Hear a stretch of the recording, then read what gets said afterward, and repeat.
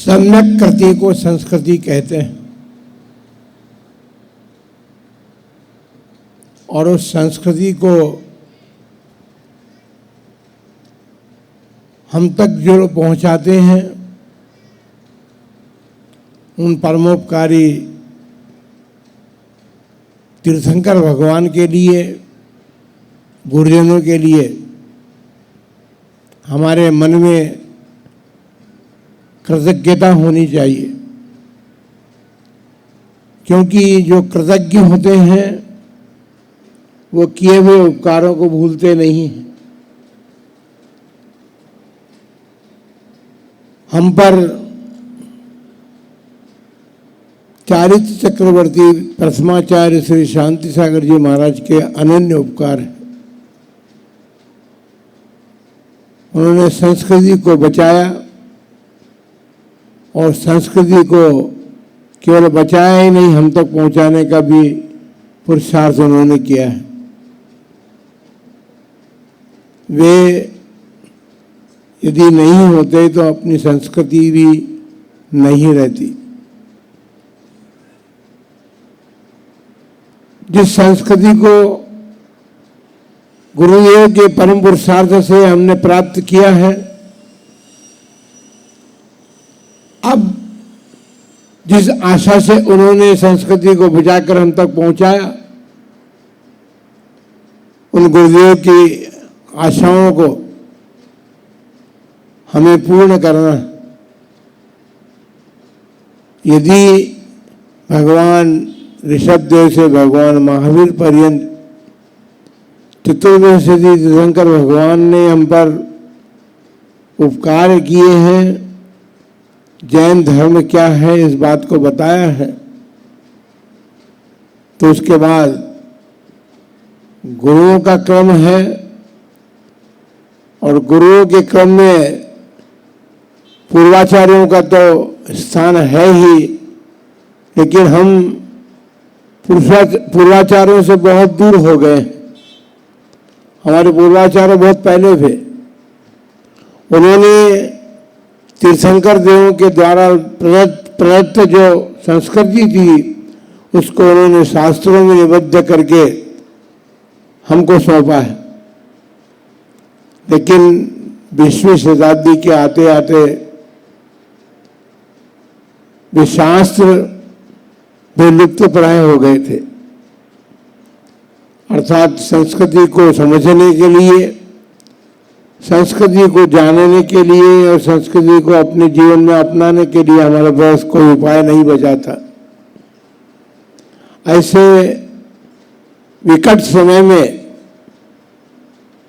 दक्षिण भारत में एक महासूर्य उत्पन्न हुए और उन्होंने संस्कृति को बचाते हुए, अर्थात जिनवाणी को, हमारे तीर्थंकर देवों के जिनालयों को और गुरुओं को भी उनके मार्ग को प्रशस्त करने का उपक्रम किया है। अपन समझ सकते हैं कि संस्कृति को बचाने जैसे महान कार्य को करने में कितनी बाधाएं, कितने उपसर्ग आ सकते हैं। एक फ्लाइट की सीट कैंसिल होने से सारा समाज हिल गया कि अब क्या होगा। लेकिन जिनकी श्रद्धा और आस्था देव शास्त्र गुरु पर बहुत ही है, ऐसे हम लोग जो हैं उस देव शास्त्र गुरु की संस्कृति को बचाने का प्रयत्न तभी हमारा सार्थक हो सकता है जब उस संस्कृति को हम अपने जीवन में श्रद्धा से उतारने का प्रयत्न करेंगे। महामंत्र नमोकार मंत्र से प्रारंभ होती है जो संस्कृति, क्योंकि पंच परमेश्वर हमारे आराध्य हैं, जिसमें अरहंत सिद्ध ये तो भगवान बन चुके हैं, सिद्धावस्था को प्राप्त भी हो चुके हैं। लेकिन आचार्य उपाध्याय और साधु जो हैं वे जीवंत प्रतिमा के समान हम सबको उपलब्ध हैं। यदि ये आचार्य श्री शांति सागर जी महाराज नहीं होते तो हमको देव शास्त्र आचार्य उपाध्याय और मिष्टि देखने को नहीं मिलते। पंद्रह जो उपकार उनके हम पर हैं, उन उपकारों को समझने की आवश्यकता है।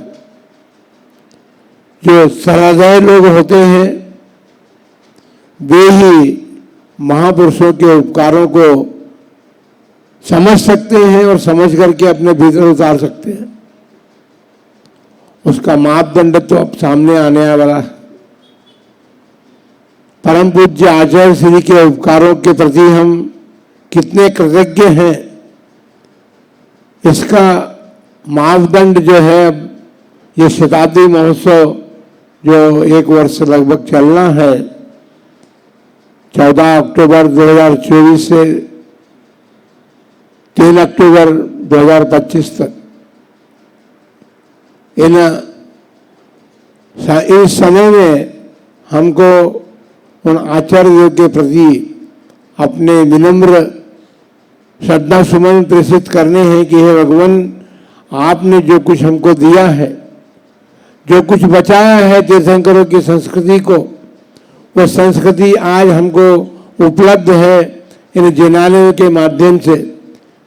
आप यदि नहीं होते तो हमारे जिनालय भी नहीं होते, और इन जिनालयों में हम भगवान की आराधना अर्चना भी नहीं कर सकते थे। आज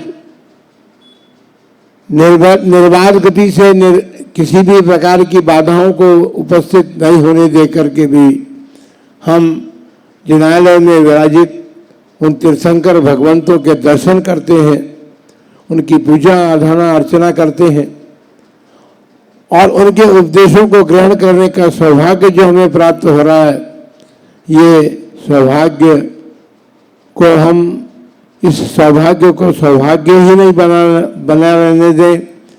केवल वाणी पर हमारा ये उपकार हमारे आते रहे इतनी बात नहीं है। आप क्रियान्वित करने का प्रसंग उपस्थित है। उन उपकारों को हम क्या दे सकते हैं और उनके लिए हम क्या कर सकते हैं, इस कार्य को संपन्न करने के लिए आज बांसवाड़ा महानगर में भी, बांसवाड़ा से भी बड़े बड़े नगर हैं, ऐसी बात नहीं है, लेकिन हमने सुना है कि बांसवाड़ा जो है बागड़ प्रांत की राजधानी है।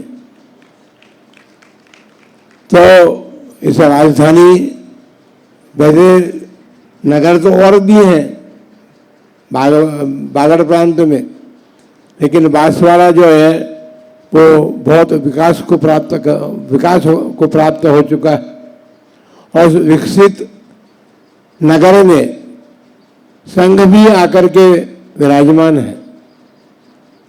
तो अभी आपने उपदेश के माध्यम से और उन कठिनाइयों को भी समझा है, सुना है कि कितनी बड़ी कठिनाइयों को पार करके हमको ये संस्कृति बचा करके आचार्य महाराज ने सौंपी है।